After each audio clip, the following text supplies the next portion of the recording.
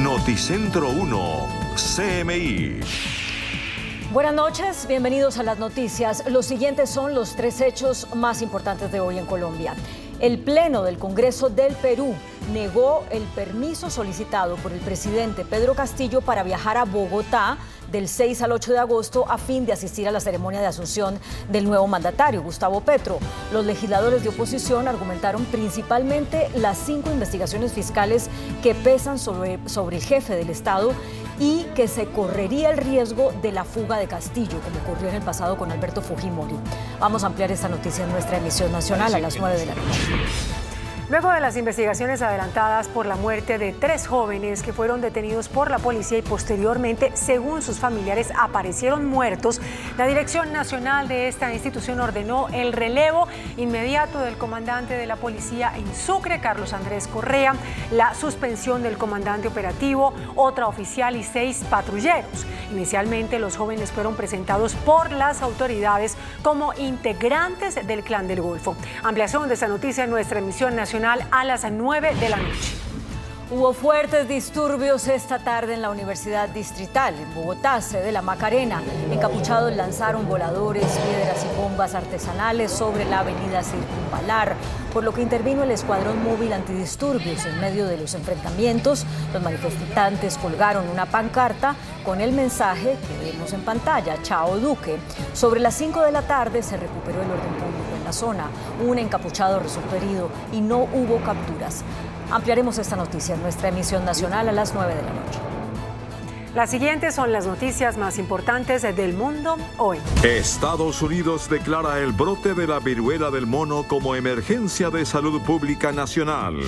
China disparó misiles balísticos mientras desplegó aviones y navíos de guerra alrededor de Taiwán durante el primer día de sus maniobras militares más importantes en décadas. La justicia rusa declaró culpable de tráfico de drogas y condenó a 9 años de prisión a la estrella del baloncesto estadounidense Brittney Griner. El Banco de Inglaterra realizó el mayor aumento de tasa de interés desde 1995 y advirtió de una larga recesión. Los trabajadores públicos de Venezuela se movilizaron para reclamar al gobierno de Nicolás Maduro por salarios de hambre. Con Claudia Palacios y Margarita Ortega. Las autoridades sanitarias del gobierno de Estados Unidos declararon la emergencia de salud pública por el aumento de contagios de la viruela del mono. Así se activa la destinación de los fondos necesarios para contener y atender el brote. El primer caso de la viruela del simio en Estados Unidos se identificó a mediados de mayo y desde entonces, menos de 3 meses, se han detectado más de 6.600 casos probables o confirmados. Debido a su rápida expansión, la administración de Joe Biden la declaró como emergencia de salud pública. A la luz de la evolución de las circunstancias sobre el terreno, declaró una emergencia de salud pública a la viruela del mono. Estamos preparados para llevar nuestra respuesta al siguiente nivel para abordar este virus. Instamos a todos los estadounidenses a que se tomen en serio al virus. Esta medida está destinada a acelerar la distribución de las vacunas, a ampliar las pruebas a medida de que el brote continúa propagándose y va en línea con el precedente de la OMS que declaró la viruela del mono como una emergencia de salud pública de interés internacional. Algunas de las grandes ciudades y estados de Estados Unidos, incluidos Nueva York, San Francisco, California e Illinois, ya han declarado la viruela del mono como una emergencia, lo que les permite acceder a fondos y recursos para sus respuestas al brote. China disparó misiles balísticos mientras desplegó aviones y navíos de guerra alrededor de Taiwán durante el primer día de sus maniobras militares más importantes en décadas, que además rodean a la isla en represalia por la visita de la presidenta de la Cámara de Representantes de Estados Unidos, Nancy Pelosi. El cierre del espacio marítimo y aéreo en 6 zonas alrededor de Taiwán, una de ellas situada a solo 20 kilómetros de la principal ciudad al sur de la isla, fue solamente el abrebocas del inicio de las grandes maniobras militares chinas que contaron con el disparo de misiles balísticos y munición real, junto al despliegue de aviones y navíos de guerra en regiones muy cercanas a Taiwán. Y según han asegurado los mismos medios chinos, las operaciones son de una envergadura sin precedentes y los misiles de Pekín sobrevolaron territorio taiwanés por primera vez. Para China, la isla es solo una provincia rebelde con un ejecutivo ilegítimo y es por ello que la visita relámpago a Taipei realizada por Nancy Pelosi, presidenta de la Cámara de Representantes estadounidense y segunda en la línea de sucesión presidencial, desató la ira del gobierno chino, que planea continuar con sus maniobras militares hasta el domingo, las cuales se harán muy cerca de las concurridas rutas comerciales alrededor de Taiwán y amenazan con interrumpir las cadenas de suministro mundiales, ya comprometidas por la pandemia del COVID-19 y la guerra en Ucrania.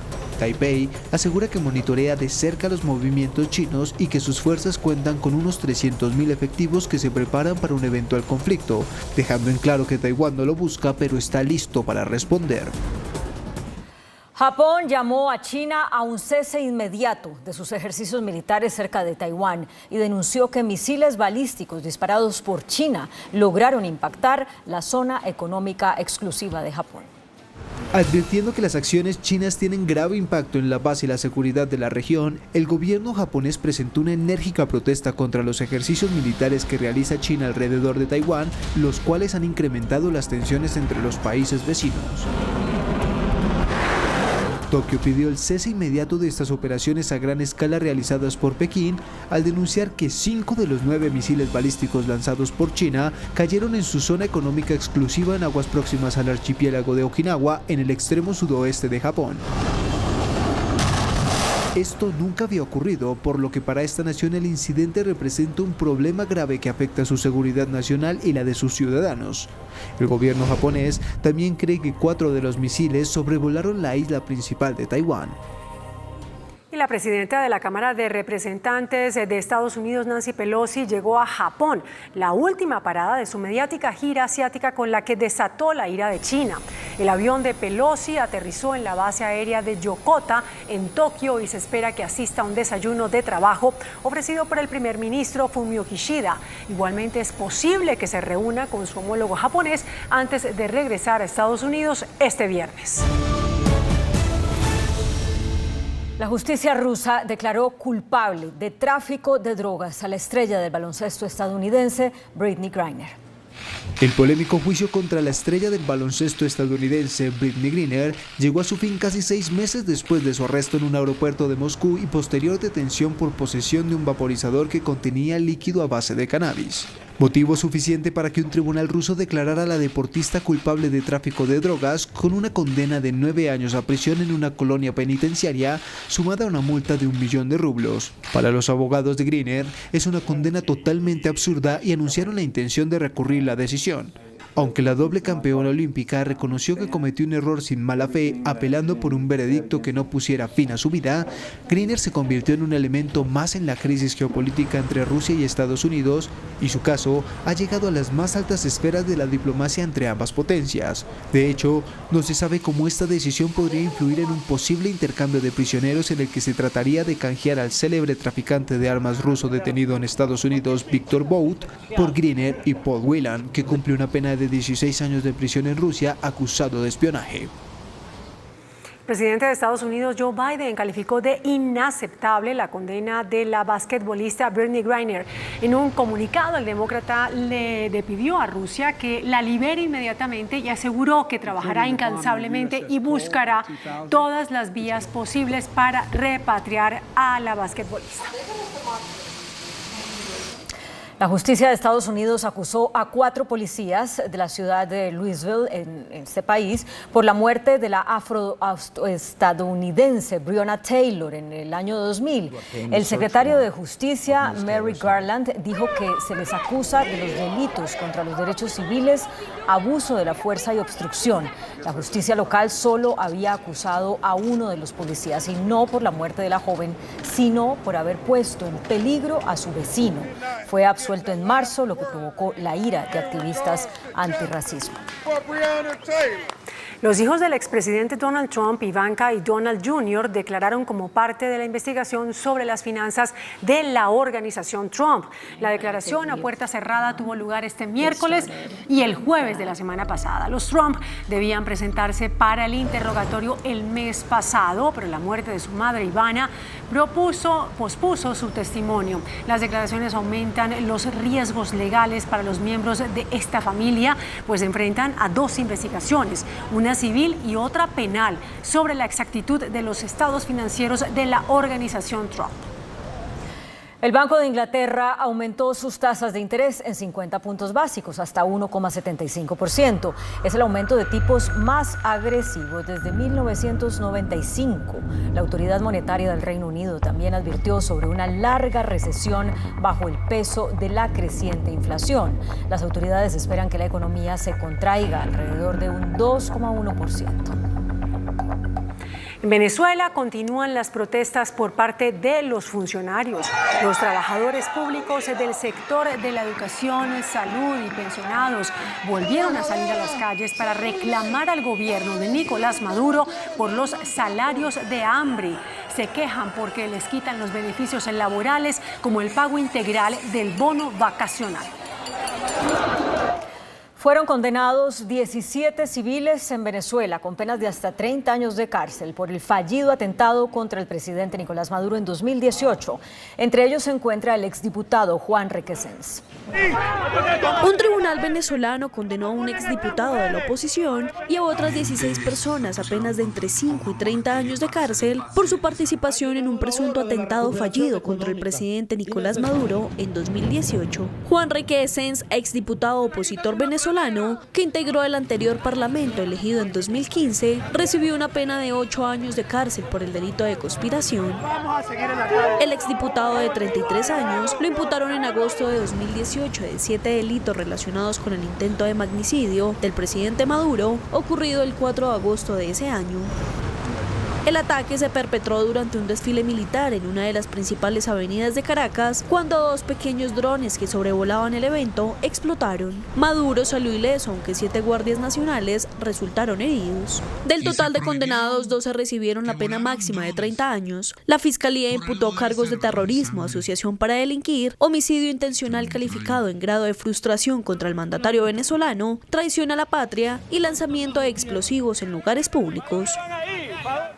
Científicos lograron revivir órganos de cerdos con sangre sintética 1 hora después de la muerte de los animales. Un equipo de científicos de la Universidad de Yale logró desarrollar una nueva tecnología que suministra un líquido protector de las células especialmente diseñado para los órganos y tejidos, con el que consiguieron restaurar la circulación sanguínea y otras funciones celulares en cerdos 1 hora después de su muerte. Un avance con el potencial de transformar la medicina, según aseguran los investigadores estadounidenses, debido a que esta técnica podría aumentar la cantidad de órganos disponibles para trasplantes y dar a los médicos más tiempo para salvar una vida si se aplica a las personas. Esta tecnología, llamada OrganX, emplea sangre sintética para transportar oxígeno y un cóctel de 13 compuestos para interrumpir los procesos químicos que culminan en la muerte de las células. Muy buenas noches. Segunda parte de la entrevista con el doctor Gustavo Bolívar, senador de la República, y esta vez sobre el tema puramente político. La noche anterior entrevisté a mi amigo Gustavo Bolívar, a quien tuteé a pesar de las protestas que hay, pero hoy sí va a ser usted, porque voy a hablar con el senador de la República. Y ayer fue con mi amigo Gustavo. El escritor. A ver, honorable senador, ¿cómo es la historia suya para ingresar a la política? Bueno, va a ser un poco de historia. Cuando en mis años de estudiante fui militante de las Juventudes de Luis Carlos Galán. Cuando asesinan a Galán, Enrique Parejo González, que en ese momento era embajador en Suiza, regresa a Colombia. Yo le escucho el discurso, creo que fue con Darío Arizmendi, escucho una entrevista muy importante que hizo él, denunciando la presencia de los narcocassettes en la Asamblea Constituyente, que era una diligencia de policía judicial donde se demostraba que había el cartel de Medellín había infiltrado unos constituyentes para que la no extradición no pasara a norma constitucional. Bueno, entonces él viene y le entrega eso a Gaviria, pero él dice que Gaviria engaveta esos casetes. ¿Gaviria o Pastrana?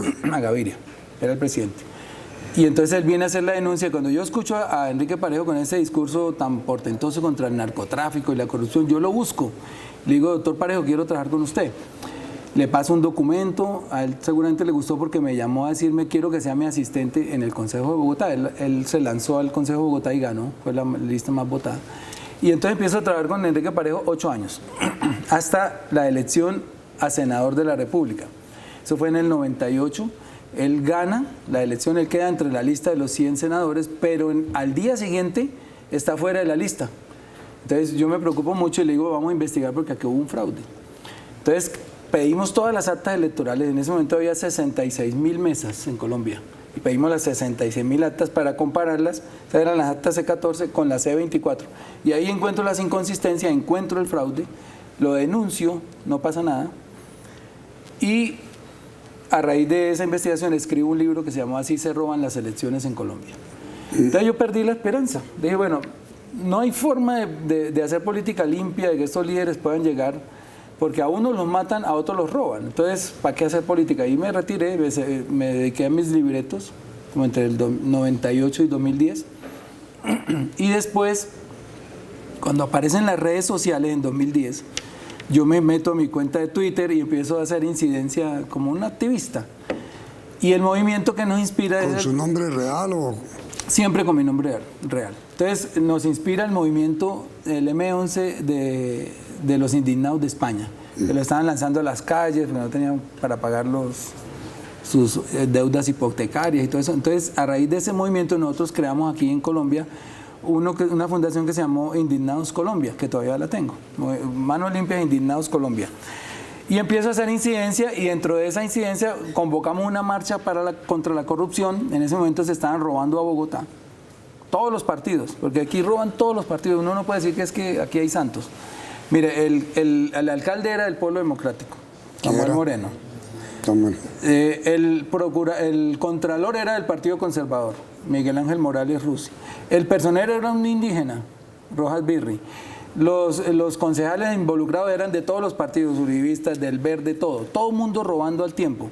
Los que presentaron a los nules con Samuel Moreno, pues este señor Olano era liberal, o sea, no había un partido que se salvara, todos robando, que es lo que yo le digo a la gente, ¿para qué nos matamos aquí abajo diciéndonos cosas para defender estos cafres si arriba todos se reúnen a robar?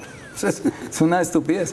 Entonces, a raíz de eso, convoco a esa marcha y a esa marcha va 3 candidatos a la alcaldía que eran David Luna, Gustavo Petro y fue Antanas Mocus. Las elecciones de la alcaldía eran en 2012. Entonces, ahí conozco a Petro de saludo únicamente, nunca lo volví a ver. Después me voy a vivir a los Estados Unidos porque ya Telemundo estaba haciendo las nuevas versiones de la novela de Sin Seno Sí Hay Paraíso, de las que te comenté anoche.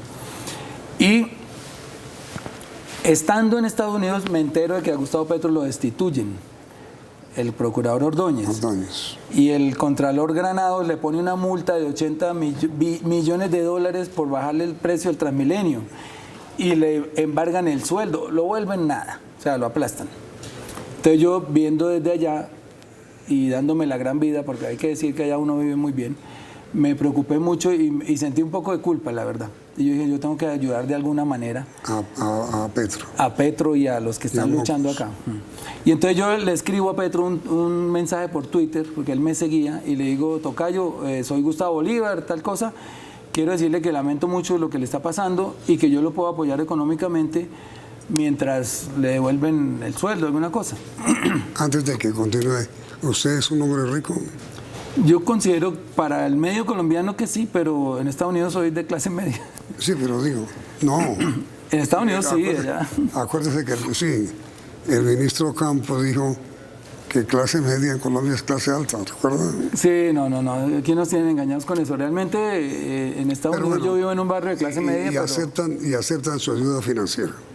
En ese momento Gustavo Petro me dijo que no aceptaba. ¿Que no? No aceptó. A mí incluso me gustó el detalle. Sí. No, el Mocus ya no estaba en juego para la presidencia. Ya Gustavo era alcalde, ya con Mocus no perdí el contacto. Okay. Entonces, yo llego a Colombia en 2017 y me busca un asistente de Gustavo Petro y me dice que quiere hablar conmigo. Entonces me siento a hablar con ella y me dice, sabemos que usted le hizo digamos, una oferta a Gustavo hace 2 años, de un dinero y hoy sí lo necesitamos, porque vamos a recoger firmas para inscribir la candidatura de Gustavo Petro a la presidencia, pero no tenemos dinero. Con mucho gusto yo les aporto y con todo gusto les aporté. Y ya me iba a devolver a Miami cuando me llama Hilda y me dice que su tocayo le quiere agradecer personalmente el aporte. Entonces me voy para la oficina que tenía ahí Gustavo en ese momento y hablábamos de política, de todas estas cosas. Me cuenta todo el drama que estaba viviendo en ese momento. Y al final me dice, ¿por qué usted no me acepta estar en la lista al Senado que yo quiero conformar? Le dije, no, Gustavo, me mata porque me acaban de entregarle mi residencia americana. Sí. Entonces me dice, pero piénselo porque al Senado hay que llevar gente de bien, que tenga modos de vivir sin necesidad de robar. Usted es uno de ellos, usted ha sido consecuente con su lucha, coherente, ¿cierto? Le dije, bueno, déjeme pensarlo, yo le prometo que lo pienso. Y al otro día, coincidencialmente, me llama Caterine Miranda, que también es ella es congresista hoy, sí. Y coincidencialmente ella es presidenta de la Comisión Tercera de Cámara y yo soy presidente de la Comisión Tercera de Senado. Entonces, la vida nos va llevando por todos lados. Y ella me dice, venga, es que Antanas quiere hacer una lista al Senado con personas como tú. ¿Quieres que estés ahí? Antanas Mocos. Qué raro esto que en 2 días me hagan la misma propuesta, dos vertientes distintas, pues muy próximas pero distintas. Y ahí quedé como pensando el asunto. Al final me llamó Holman Morris a pedirme que aceptara la oferta de Petro. Y yo le dije, bueno, vea, Holman, vamos a hacer una cosa. Yo no me puedo ir a vivir a Colombia ahora. Métame por allá en la mitad de la lista.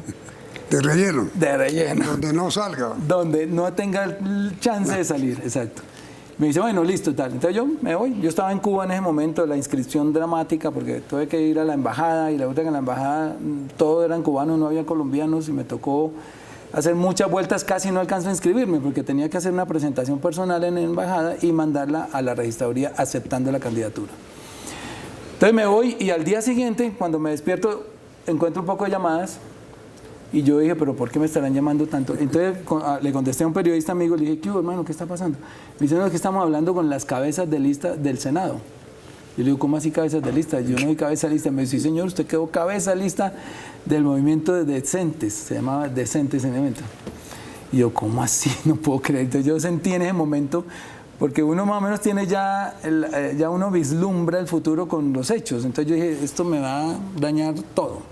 Mis planes, pues yo estaba ya terminando de aprender el inglés para irme a Hollywood a buscar mi sueño de hacer películas en inglés. Tenía muchos planes de vida. Bueno, dije, qué reto tan loco. Y entonces me vine a ser senador, pero yo sí dije una cosa, si voy a ser senador y si voy a dejar esto que tengo acá, no es para hacer lo mismo que hacen los demás. Yo tengo que ir a luchar por ese cambio por el que han luchado muchos en Colombia y tengo que ser muy coherente con eso.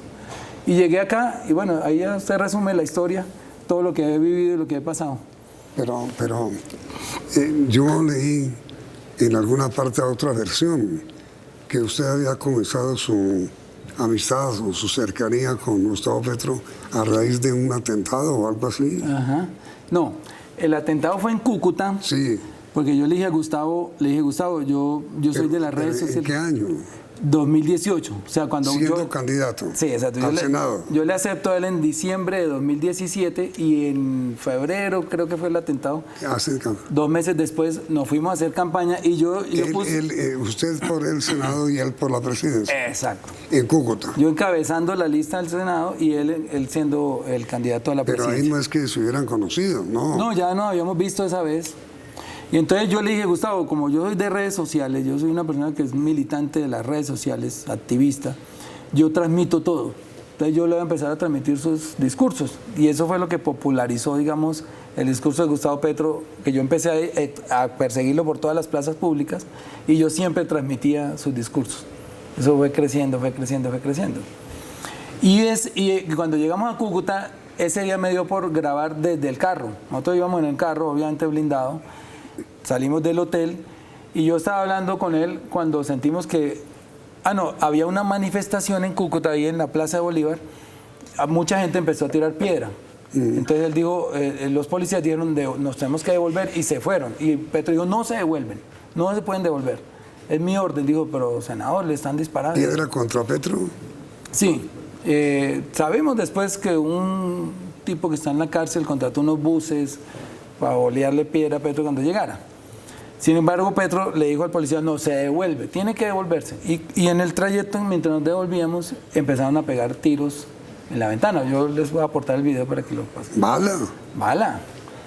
Tiro en la ventana y Gustavo Petro dice, le están haciendo un atentado a un candidato presidencial en Colombia. Y yo estoy transmitiendo acá, pues obviamente el nerviosismo. Íbamos en ese carro iba un actor que tú conoces, que es Gregorio Pernía.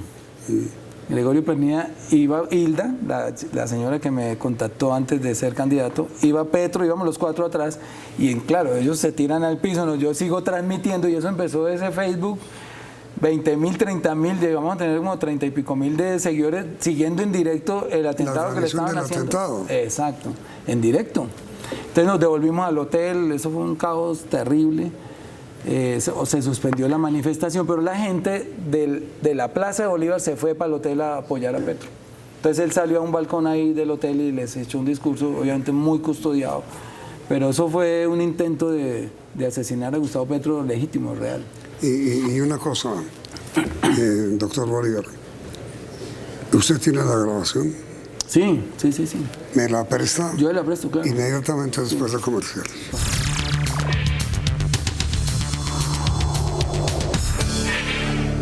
Sí, la grabación, ¿cuánto dura? La grabación de los disparos. Eso era un en vivo, un live que duró más de 40 minutos. 40 minutos. Sí, porque yo grabo desde que salimos del hotel, después las reacciones, bueno, pero el momento... De los disparos. De los disparos dura como 2 minutos. 2 minutos. Sí. ¿El video lo tiene? Sí. Gracias. Aquí está el video. Petro. Mira, acaban de romper el vidrio. ¿Vieron? Rompieron el vidrio con una piedra. Acaban de romper el vidrio con una piedra. Mira, rompen el vidrio. Eso ya no son piedras. Eso no son piedras. Acaban de romper. Esos son tiros. Ojo que esos son tiros. Esos son tiros. Sí, son tiros. Esos son tiros. Una piedra no rompe el blindaje. Vamos. Ojo, esos son tiros. Hombre. Y hay más. Y esto todo está quedando grabado aquí. La gente como corre. Un atentado. Nosotros tenemos que denunciarlo a la policía. Ahí acaban de pegar otro tiro atrás. Otro tiro, mira. Sí, mira, aquí está. Aquí está el otro tiro. ¿Derecho? Sí. Aquí está el otro disparo. Por Dios. No te puedes a sentar en la... Fueron disparos. Donde no hubiera sido blindada la camioneta. Donde no hubiera sido blindada la camioneta lo matan. Ojo con esos. Sí.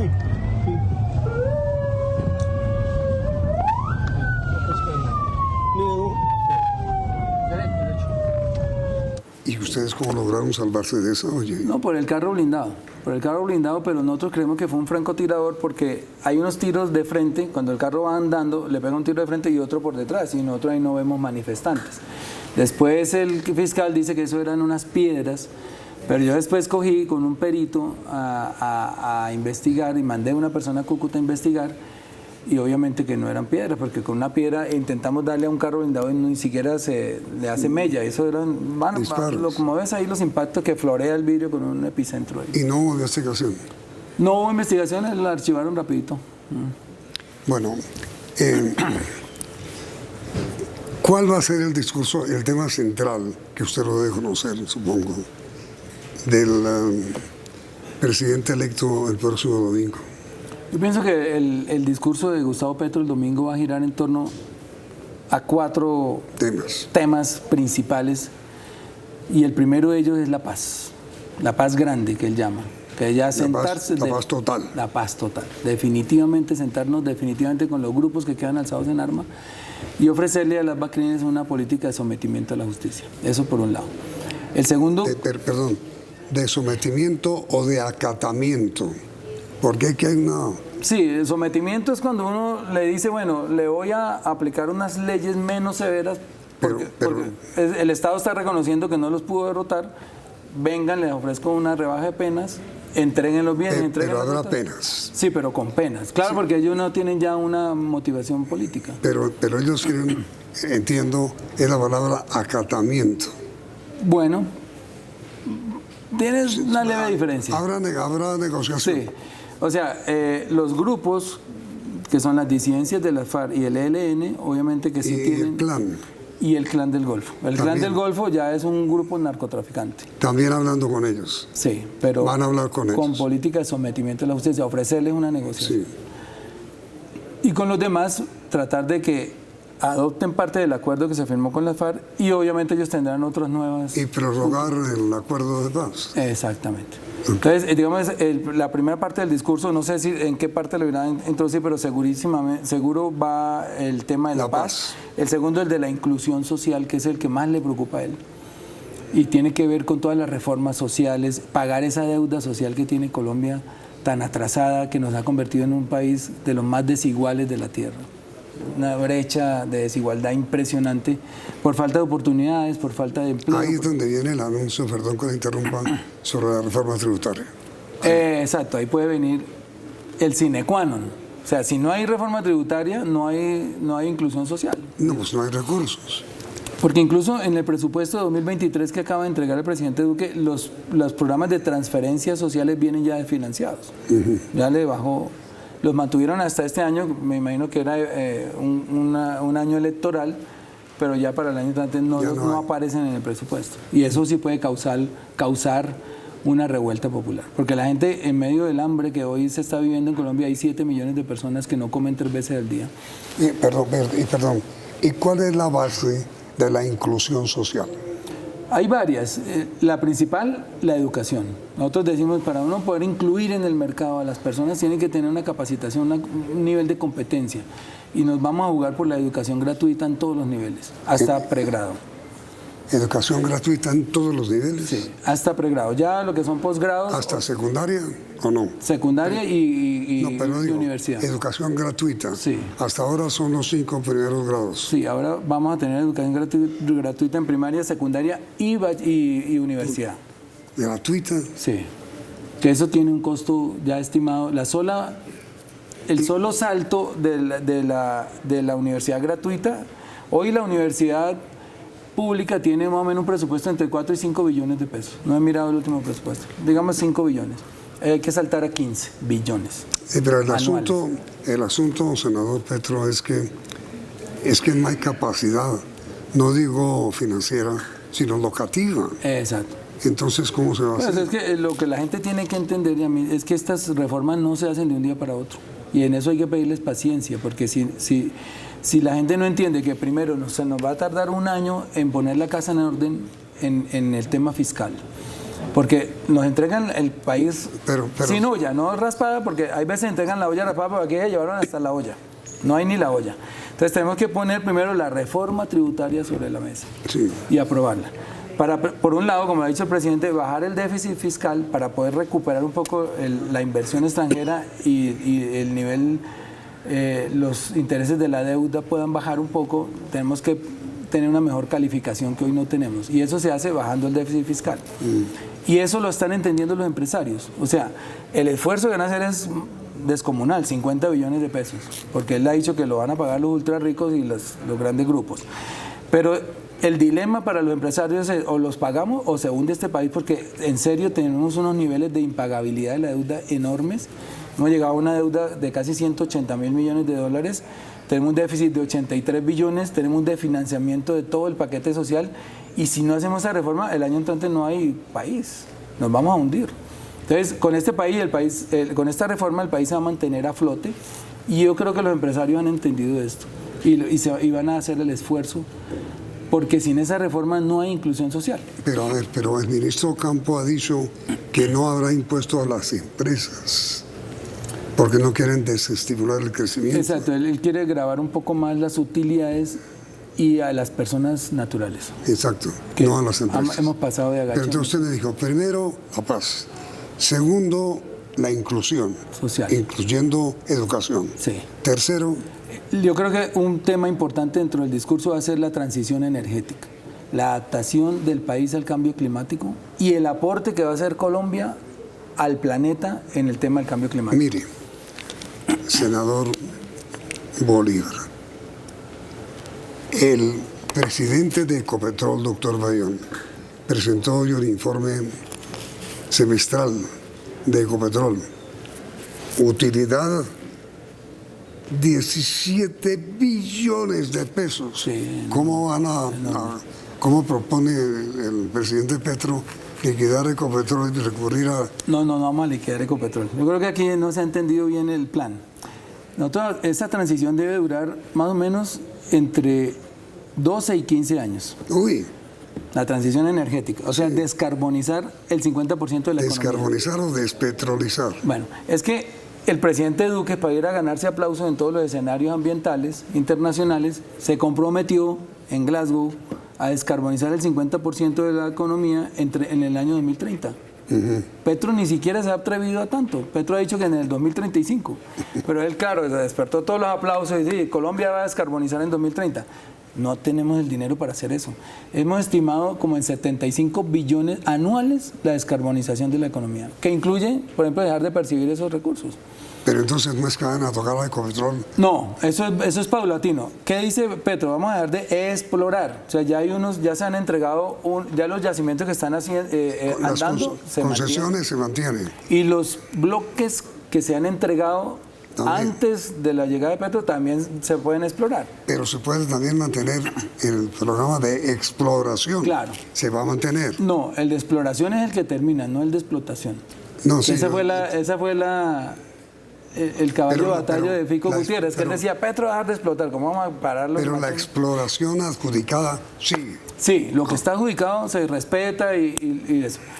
Y cuando nosotros tengamos en 2030 que decir la mitad de la economía está descarbonizada, nosotros tenemos que saber de dónde van a salir esos recursos que usted acaba de mencionar. Que es la eólica. Que este es nuestro top, ¿no? Nunca habíamos tenido tanta ganancia. Puede llegar a 30 billones este año Ecopetrol. Según esto, si en un semestre llegó a 17. Pues 17 billones. O cogimos picos de $120 el barril de petróleo. Y eso no es... Siguiente tema. Pero espérate, termino porque me interesa esto. ¿Con qué lo vamos a reemplazar, Yamit? Con turismo, con agricultura, volviendo a la vocación exportadora de la agricultura, que tenemos millones de hectáreas de tierras improductivas. Y el país, que hoy recibe entre 4 y 5 millones de turistas, tiene que llegar en 2025 a 20 millones y en 2030 por lo menos a 30 millones de turistas. Cada turista le deja a un país que visita $1.000 en promedio. Entonces, si nosotros llegamos a 20.000 turistas, a 20 millones de turistas, vamos a tener 20.000 millones de dólares. Hoy solamente tenemos 5.000. Y si llegamos a 2030, vamos a tener 30.000 millones de dólares, que es exactamente lo que nos deja el petróleo hoy al año.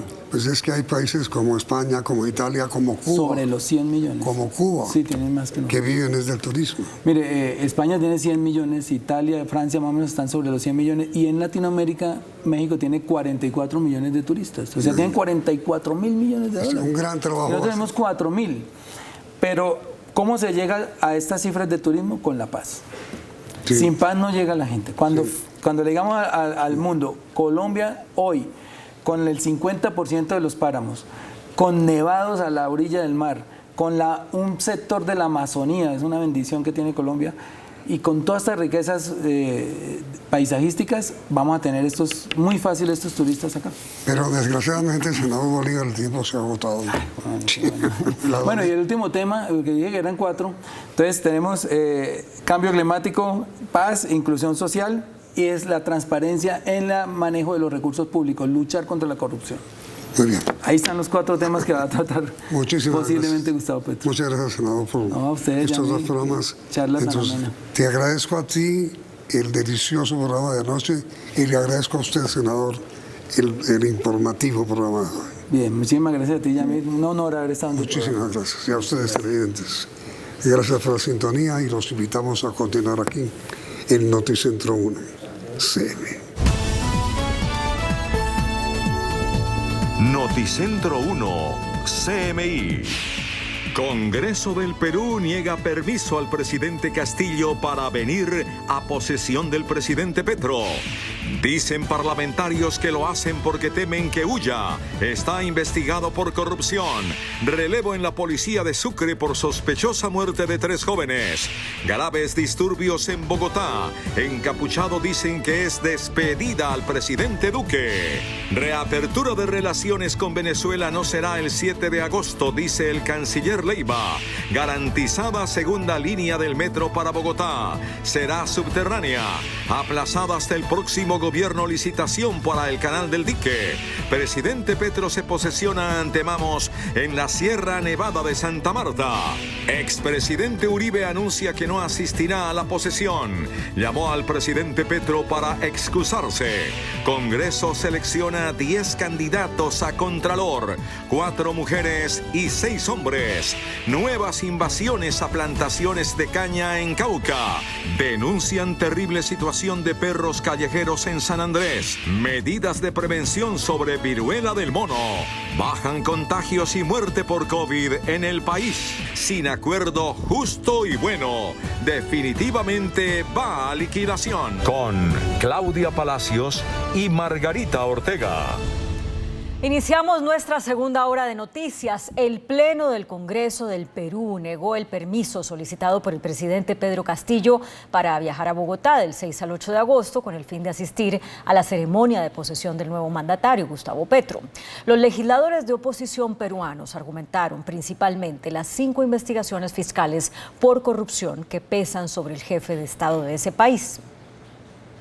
67 congresistas de la oposición derechista lograron hacer hoy mayoría en la sesión plenaria del Congreso del Perú y le prohibieron al presidente Pedro Castillo su salida del país en una decisión inapelable. Para asistir a las actividades de transmisión de mando presidencial de la República de Colombia en la ciudad de Bogotá. La bancada de la Alianza para el Progreso encabezó la rebelión contra el presidente Castillo, exigiéndole que no fuera a Colombia a la posesión de Gustavo Petro y que mejor permaneciera en su país para evitar una posible evasión a las investigaciones judiciales. Creo que la presencia del señor Pedro Castillo en el país es necesaria para que responda ante la justicia y para que también atienda las necesidades más urgentes del país. La bancada gobernista de Perú Libre, que logró 42 votos, pidió sensatez y que no se creara una telenovela a partir de la sospecha de una fuga de Castillo. Porque se habla que el presidente quisiera ir a este acto diplomático protocolar para poder ir a generar huir o pedir asilo, fuga. Castillo está respondiendo ante la Fiscalía, entre otras, por una denuncia que realizó el exsecretario del despacho presidencial, Bruno Pacheco, quien afirma que un empresario sobornó al presidente Pedro Castillo para que nombrara a un directivo de Petroperú. En otras noticias, tras la muerte de 3 jóvenes en hechos que son materia de investigación, la policía relevó del cargo al comandante de la institución en Sucre.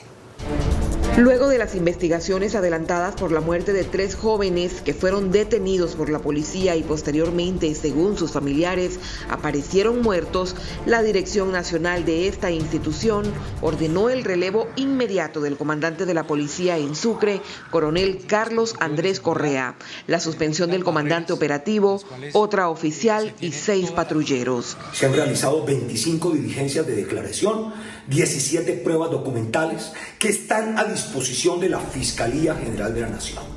Inicialmente los jóvenes fueron presentados por las autoridades como integrantes del Clan del Golfo. Por eso, para los familiares de las víctimas, esta decisión es el inicio del esclarecimiento de los hechos. Estamos viendo resultados, no estamos satisfechos, porque la verdad no estamos satisfechos como familia todavía, no, esto es como que solo en principio. Además de la investigación que adelanta la Fiscalía por este hecho, hay otros 2 procesos, uno disciplinario interno de la policía y otro a cargo de la justicia penal militar.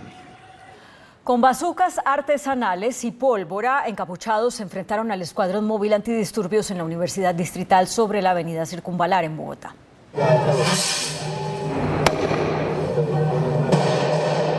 Fuertes disturbios se registraron esta tarde en la Universidad Distrital sede La Macarena.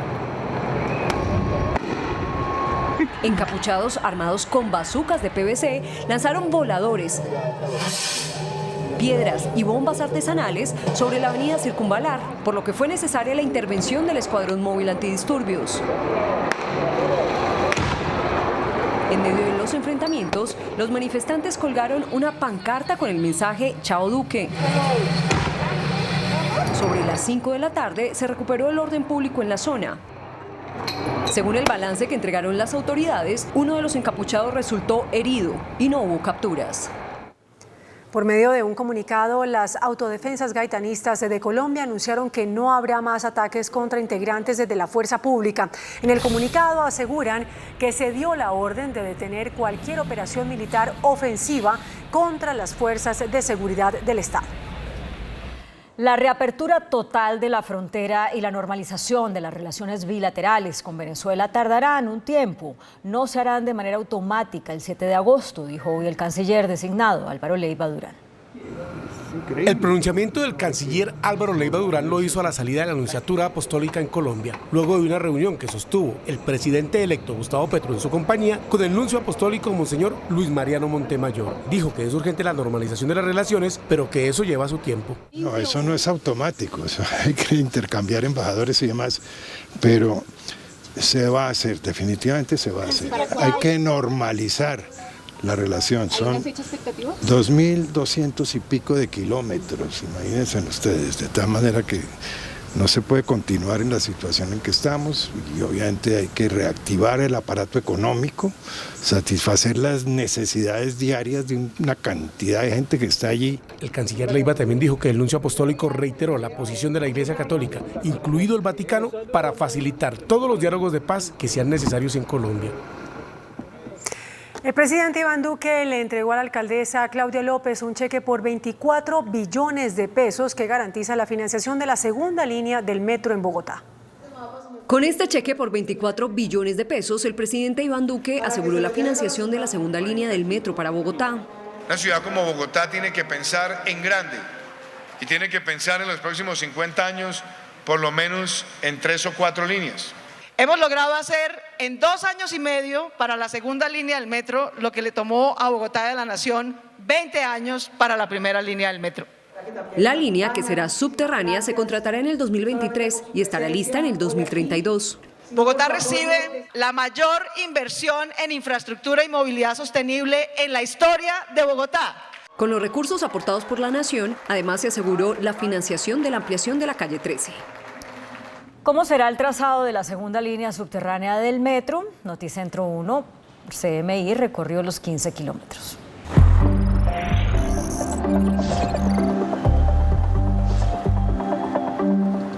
Aquí en la calle 72 con carrera 11 iniciará la segunda línea del metro de Bogotá. En este punto se construirá la primera estación de donde saldrán los trenes hacia el occidente de la ciudad. Pasará por la NQS, la avenida 68, la avenida Boyacá hasta la Cali. El metro bajará por toda la calle 72 y aquí en la avenida Ciudad de Cali tomará hacia el norte para llegar a las localidades de Suba y Engativá.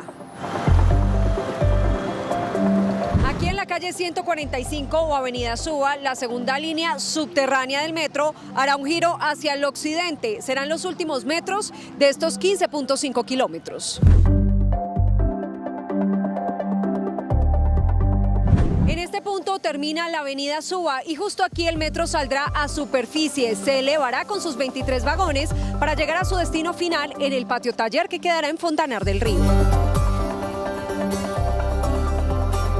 En la calle 145 con carrera 145, en el último barrio de Suba, terminará el recorrido del metro de Bogotá. Un viaje que antes se hacía en 1 hora y media, ahora se hará en 42 minutos. El presidente Iván Duque dijo que confía en que el próximo gobierno adjudicará pronto la licitación para las obras del Canal del Dique.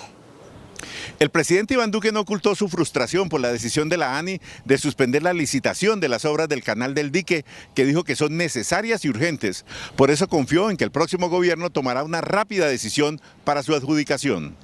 Primero, porque se trata del proyecto más importante de adaptación a los efectos del cambio climático que va a tener Colombia durante las próximas décadas. Y segundo, porque se trata de un proyecto que va a ayudar a mitigar y a prevenir efectos de crecientes de río en las comunidades aledañas que necesitan una solución estructural. El presidente Duque hizo estas declaraciones durante la inauguración hoy de obras viales en el eje cafetero, donde afirmó que su gobierno está concluyendo con más del 90% de la ejecución de sus programas. Un informe de la Universidad Javeriana con cifras de la Comisión de la Verdad da cuenta de al menos 90.000 menores de edad, estudiantes, que fueron víctimas del conflicto armado en Colombia en 2021. Aberrante y escalofriante es la cifra de menores de edad víctimas del conflicto armado en Colombia. 90.710 niños han sido reportados como víctimas de desplazamiento forzado, amenazas, reclutamiento ilegal y confinamiento. Se declaran víctimas del conflicto porque han estado en un lugar donde ha habido un combate, han estado en un lugar donde han tenido un paro armado que los obliga, por ejemplo, a quedarse en confinamiento. 27.394 son niños con edades entre los 0 y los 5 años, 31.948 son niños entre los 6 y los 11 años, 31.368 menores entre los 12 y los 17 años. Necesitamos hacer más inversión en política social para que realmente podamos tener una paz sostenible. En 2019 se declararon como víctimas del conflicto 77.000 niños, en 2020 fueron 62.000 y en 2021 90.000. A media marcha funciona el servicio de buses en Barranquilla. Los conductores cuestionan las medidas de seguridad adoptadas por la policía. Pese a los controles anunciados por las autoridades para contrarrestar las bandas de extorsionistas, no todos los transportadores están conformes y creen que las medidas no serán duraderas. Señalan que pasada la crisis de seguridad, los 700 hombres asignados para custodiar a los buses urbanos, esa vigilancia especial desaparecerá. Ya es la tercera vez que se da este caso del supuesto acompañamiento de la policía. Pero los criminales siguen sueltos, siguen las extorsiones, siguen los crímenes. Entonces, estos son paños de agua tibia que no van a conducir a nada. Cuestionó que desde la prisión, bandas criminales tengan bajo tensión esta sección del país. Indígenas mamos de la Sierra Nevada de Santa Marta posesionaron hoy ancestralmente a Gustavo Petro como presidente de Colombia. Los mamos arhuacos son los líderes espirituales de su comunidad. Ellos tienen la misión, para eso se entrenan desde pequeños, de mantener el equilibrio del mundo. Y hoy fueron visitados por el presidente electo Gustavo Petro, a quien posesionaron como jefe de Estado de manera ancestral. Los mamos habitan la Sierra Nevada de Santa Marta. Hasta allí, Petro fue acompañado por su designado ministro de Defensa, Iván Velázquez.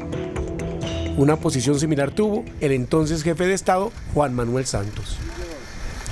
El expresidente Álvaro Uribe Vélez anunció que no asistirá este domingo a la posesión presidencial de Gustavo Petro. El exmandatario, quien ya se reunió con el entrante presidente, hizo el anuncio por medio de sus redes sociales en las que reveló que llamó personalmente a Gustavo Petro para excusarse.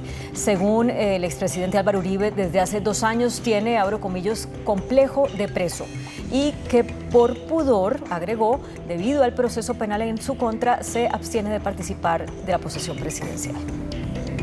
Las bandas criminales no pueden recibir amnistía ni indulto, advirtió hoy el presidente Iván Duque, al rechazar los beneficios jurídicos que podría otorgar el próximo gobierno en un eventual acuerdo de acogimiento.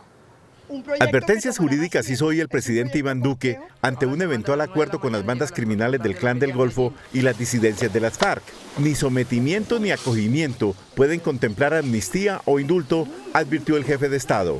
Cualquier acción para que grupos de narcotráfico y grupos de criminalidad organizada se sometan a la justicia tiene que contar con el aval también de la Fiscalía General de la Nación y por supuesto también requiere que el sistema judicial de nuestro país lo valide, porque lo que no podemos hacer es premiar narcotraficantes y asesinos. El presidente Duque recalcó que si las BACRIM se quieren someter debe ser a un régimen de penas claras y estrictas. El contrato para la entrega de la planta de tratamiento de aguas residuales del río Bogotá tendrá un plazo adicional y contará con la figura de un amable componedor entre las partes, que en ningún caso significará emitir recursos adicionales. Con el acuerdo logrado se determina que el amigable componedor, es decir, la Sociedad Colombiana de Ingenieros, elaborará un informe sobre las diferencias entre las dos partes comprometidas. Para este proceso se necesitarán 6 meses. El contrato no tendrá ninguna adición de recursos, ya que se trata de un contrato firmado bajo la modalidad llave en mano, en el que el contratante recibe la obra a satisfacción sin que tenga que incurrir en gastos adicionales. Las instituciones que enseñan carreras técnicas y tecnológicas le propusieron al nuevo gobierno un plan para fortalecer la educación para el trabajo. El director de la Red de Instituciones Técnicas Profesionales, Felipe Ortiz, reveló el contenido de un documento enviado al ministro de Educación, Alejandro Gaviria, con 10 propuestas para fortalecer la educación superior en Colombia, entre las cuales figuran extender el programa Matrícula Cero, ampliar el registro de programas de educación técnica, financiar la especialización de docentes y aumentar el presupuesto de las instituciones técnicas. Una tarea de esta magnitud requiere de mayores niveles de recursos financieros. Solo 18 instituciones de las 30 tienen recursos del presupuesto general de la Nación. Preocupa la situación financiera de estas instituciones. Un rezago histórico como el nuestro en materia de financiación pone en riesgo la supervivencia de uno de los subsistemas más importantes en la educación superior pública. Las instituciones técnicas forman a más de 135.000 estudiantes. Se recrudece la situación por las invasiones de bienes privados por parte de comunidades indígenas en el Valle del Cauca y Cauca. A través de este comunicado, Azucaña, Procaña, la Sociedad de Agricultores y Ganaderos, junto a los comités intergremiales del Cauca y Valle, denunciaron el incremento de los ataques contra las propiedades privadas. Según los gremios, en los 2 últimos meses se han presentado más de 15 afectaciones a terrenos en los municipios de Padilla, Caloto, Guachené y Miranda, que incluso ponen en riesgo la integridad de sus trabajadores. Alrededor de 6.000 hectáreas, alrededor de 6.200 hectáreas, solamente este año 1.200, y alrededor de 5.000 hectáreas son las que están completamente invadidas. Cuando hablamos de afectadas nos referimos a que han sido sujetas de quema de cultivos, de amenazas a los trabajadores, de invasiones temporales. Hay que hacerle un llamado al gobierno nacional, al gobierno entrante, a la Fiscalía General de la Nación. Aquí todos tenemos que cumplir la Constitución y la ley y no se puede vulnerar el derecho al trabajo, el derecho a la vida y por supuesto el derecho al desarrollo de las actividades productivas que son productivas en materia de alimentos. Solo hoy 3 bienes tuvieron intento de invasión, entre ellas la hacienda Japío de la familia Garcés en el norte del Cauca, entre Santander de Quilichao y Caloto, por parte de 100 indígenas, situación que aumenta la tensión y la preocupación a los dirigentes empresariales. La Oficina de Reclutamiento del Ejército reveló que hay 18.000 vacantes para incorporación de jóvenes al servicio militar. En diálogo con Noticentro 1 CMI, el coronel Milton César Escobar Vallejo, comandante del Comando de Reclutamiento y de la Reserva del Ejército Nacional, se pronunció sobre la idea del gobierno del presidente entrante Gustavo Petro de eliminar el servicio militar obligatorio. Las cosas tienden a cambiar, pero igual la institución está determinada y supeditada a cumplir las órdenes de nuestros superiores. En este momento está en vigencia la ley 1861 y es lo que tenemos que cumplir. Al no ser obligatorio, habría la necesidad de que más jóvenes lleguen voluntariamente al ejército. De pronto no alcanzamos el 100% en algunos momentos, pero regularmente siempre hemos tenido el 90-95% de incorporación con jóvenes que han venido a prestar su servicio. Hoy justamente abrieron 18.000 vacantes para jóvenes entre los 18 y los 24 años. El volcán Nevado del Ruiz presentó un aumento en su emisión de ceniza debido a los movimientos que se registran dentro de la montaña. Manizales y sus alrededores amanecieron con lluvia de ceniza proveniente del volcán Nevado del Ruiz. Según informó el Servicio Geológico, todo se debe a la continua actividad del aparato volcánico. La caída de ceniza se ha presentado principalmente al noroccidente del volcán. Esto da pues como hacia el municipio de Manizales, por tanto, para esta situación pues es normal sentir la caída de ceniza en nuestro municipio de Manizales. Por ahora la alerta continúa en amarillo. Las autoridades recomiendan estar atentos a la información oficial y que cualquier cambio en la actividad será informado de manera oportuna. Tras conocerse que Estados Unidos se declaró emergencia sanitaria por la viruela del mono, en Colombia el sector salud adopta medidas preventivas ante la posible propagación de esta enfermedad. En diálogo con Noticentro 1 CMI, el vocero de la Asociación de Infectólogos afirmó que se debe acelerar las acciones para conseguir las vacunas y tratamientos contra la viruela del mono. Posiblemente la vacunación y también el uso de medicamentos antivirales específicos que se están probando en la viruela símica. ¿Qué debe hacer Colombia de manera urgente frente a la viruela del mono?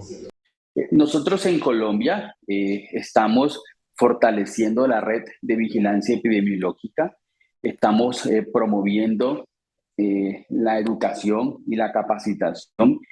En Colombia, 28 laboratorios han sido acondicionados para la búsqueda de nuevos casos de viruela del mono. Los contagios y muertes por COVID-19 disminuyeron en Colombia en la última semana. Bajan contagios y muertes por COVID-19 en Colombia. Estas son las cifras de la última semana. 13.200 contagios reportados por el Ministerio de Salud. Se procesaron un total de 94.523 pruebas en los laboratorios del país. Los casos activos también bajaron a 14.527. Las muertes de la última semana reportadas, 230. El total de fallecidos por COVID-19 en Colombia, 142.075 víctimas. Estas son las cifras de las últimas 4 semanas. El comportamiento de la pandemia del 8 al 14 de julio, 24.649 contagios, 163 fallecidos. La semana del 15 al 21 de julio, 24.137 contagios, 238 fallecidos. Semana del 22 al 29 de julio, 18.164 contagios, 242 fallecidos. Y en la última semana, 13.200 contagios, 230 fallecidos. Esta noche quedó confeccionada la lista de 10 preseleccionados que aspiran a la Contraloría General de la República. La elección será el 18 de agosto. 4 mujeres y 6 hombres compiten por el cargo de Contralor General de la República, nuevo listado escogido por el Congreso. Descabezado el que decían que era el candidato del presidente Petro, Julio César Cárdenas. Los nuevos candidatos a la Contraloría fueron seleccionados por la comisión accidental nombrada por el presidente del Congreso, Roy Barreras.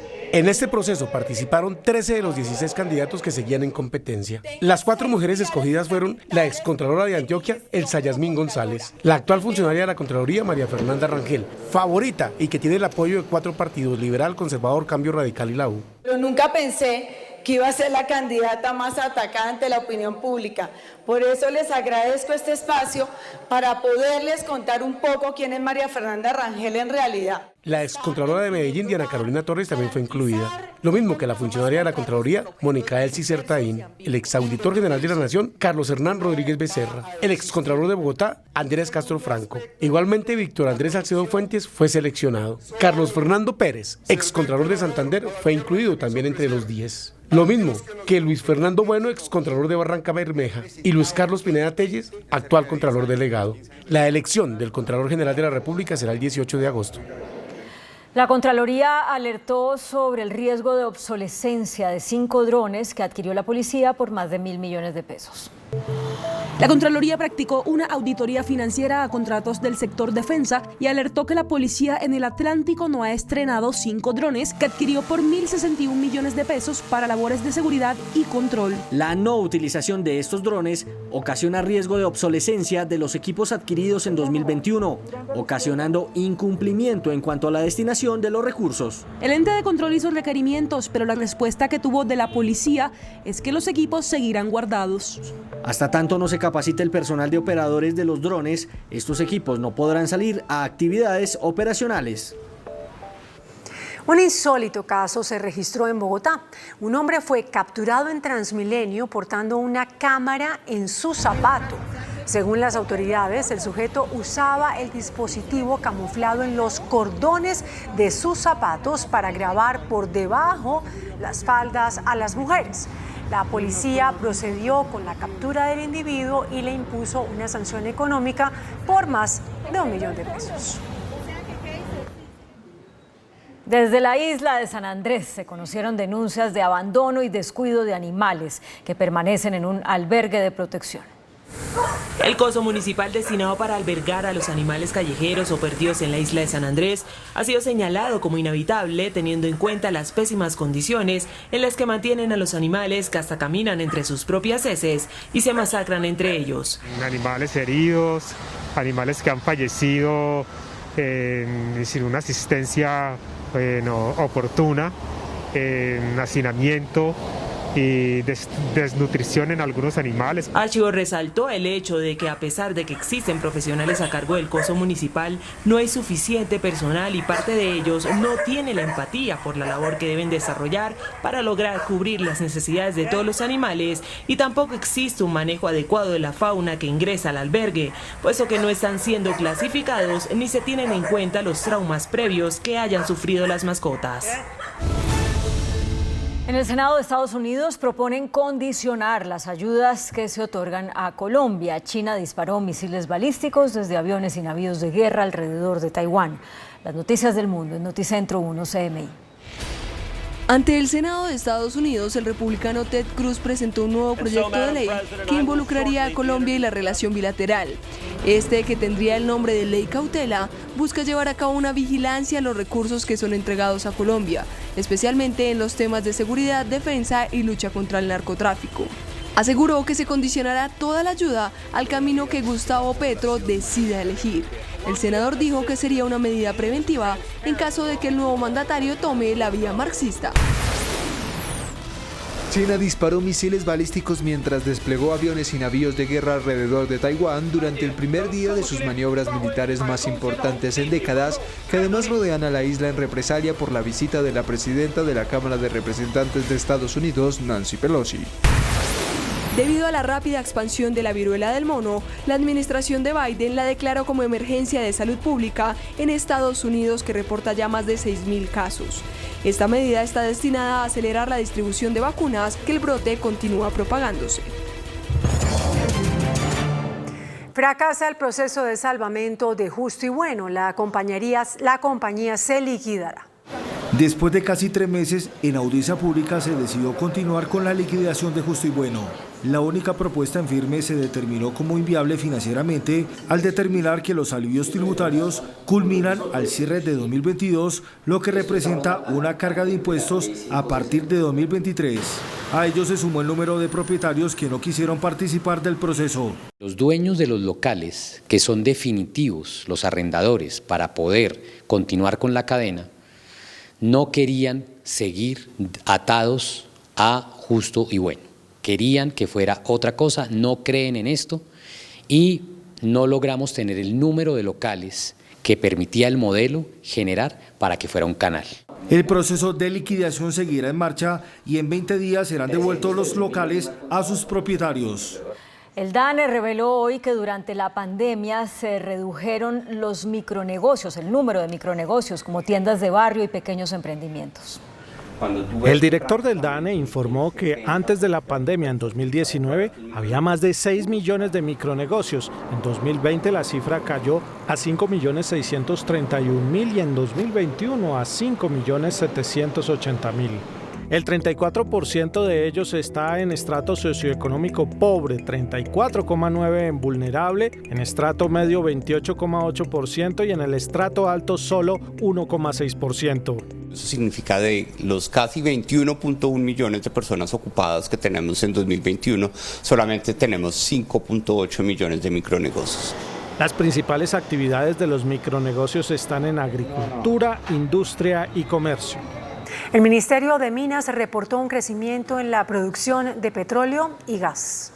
Para junio se registró un alza de 8,38% en el crudo debido a los mejores precios en el mercado internacional. En petróleo vamos en la dirección correcta. Obviamente tendremos que seguir trabajando muy fuerte para que no solamente estas cifras de petróleo y de progreso para el país no solamente sean positivos en términos económicos, sino también que redunden en empleo para todos los sectores que están interesados en esta industria. En cuanto al gas, se presentó un alza de 3,44% con respecto al mismo mes del año anterior. Camacol reportó un crecimiento en las inversiones para la compra de vivienda en Colombia. De acuerdo con las estimaciones de Camacol, las inversiones en vivienda en los próximos 2 años alcanzarán los 100 billones de pesos. Esto se da por la iniciación de 500.000 proyectos en 2023 y 2024. La construcción de vivienda seguirá en marcha. El mercado de vivienda puede llegar en los próximos 2 años a invertir 10 puntos porcentuales del Producto Interno Bruto. Hablemos en números gruesos de unos 100 billones de pesos en inversión en vivienda nueva. Y hay que tratar de crear todas las condiciones para que esa expectativa que tenemos, no solamente desde el sector, por supuesto desde los hogares y de todo el tejido empresarial correspondiente con la actividad, se pueda dar. Se espera por lo menos una comercialización de viviendas de 260.000 unidades al cierre de este año. El índice de capitalización de la bolsa, que mide el comportamiento de las 20 principales acciones, cerró al alza. El índice selectivo MSCI Colcap de la Bolsa de Valores de Colombia subió 0,18% a 1.281 puntos. La acción de Cemex fue la que más subió, con una valorización de 16,85% a 3.550 pesos. La acción de Ecopetrol fue la que más bajó, con una pérdida de 4,01% a 2.203 pesos. También la acción de Cemex fue la más valorizada de la jornada, al movilizar más de 32.000 millones de pesos. El dólar cerró a la baja. Indicadores económicos en Noticentro 1 CMI. La tasa representativa del mercado que regirá para mañana viernes será de 4.268 pesos con 30 centavos. Los profesionales del cambio compran la divisa en promedio en 4.150 pesos y la venden en 4.250 pesos. Un euro cuesta 4.398 pesos. La libra de café en Nueva York se cotizó a $2.19. El azúcar se transó en 17,60 centavos de dólar la libra. El barril de petróleo WTI se cotizó en $88.38. La referencia Brent para Colombia se cotizó en $93.97. Una acción de Ecopetrol cuesta 2.203 pesos. Noticentro 1 CMI presenta una empresa comprometida por Colombia. Según Forbes, el 40% de los trabajadores en Colombia sufre del síndrome del agotamiento asociado al encierro y falta equilibrio vida-trabajo. Con el propósito de ayudar a las empresas a encontrar un balance entre el bienestar de sus empleados y la productividad de sus negocios en medio de las nuevas formas de trabajo evidentes después de la pandemia, Colsubsidio presenta su ecosistema de productividad, una red que llega a Bogotá a través de 3 líneas. Para el trabajo individual, Táctica, una red de coworking localizada en 7 puntos estratégicos de la ciudad. Para el trabajo en equipo, Concepta, espacios que promueven la innovación y la creatividad. Y finalmente, la línea de crecimiento empresarial para la formación, la empleabilidad y el desarrollo empresarial. Cuando hablamos de tener una red de productividad, estamos pensando en la empresa y los beneficios que la empresa trae para la comunidad, para el trabajador y para la sociedad en general. Por eso resolvimos meternos en una cadena de productividad, en un sistema de productividad y en una red de productividad. Tenemos que reconocer que el esquema que conocíamos de trabajo cambió y lo que nosotros queremos es facilitarle a las empresas, a los trabajadores y a la comunidad en general unos métodos que le permitan adaptarse a los nuevos esquemas de trabajo. Con esta red se espera que más de 2.600 empresas utilicen estos beneficios. Contamos también con el Centro de Desarrollo Empresarial, donde el empleador va a encontrar formación, capacitación y también la posibilidad de hacer innovación. Tiene el coworking, tiene el trabajo en equipo, tiene los espacios dados para el trabajo y la creación y la innovación. Tiene igualmente espacios para que el trabajador pueda recrearse. Tiene espacios para que el trabajador en el nuevo esquema de trabajo híbrido que tenemos pueda desarrollar su trabajo. No es solo espacios físicos, hay un contenido dentro de esos espacios físicos. ¿Para buscar qué? Para buscar el desarrollo del talento humano. Colsubsidio evoluciona llevando no solo bienestar, sino ahora productividad a las empresas.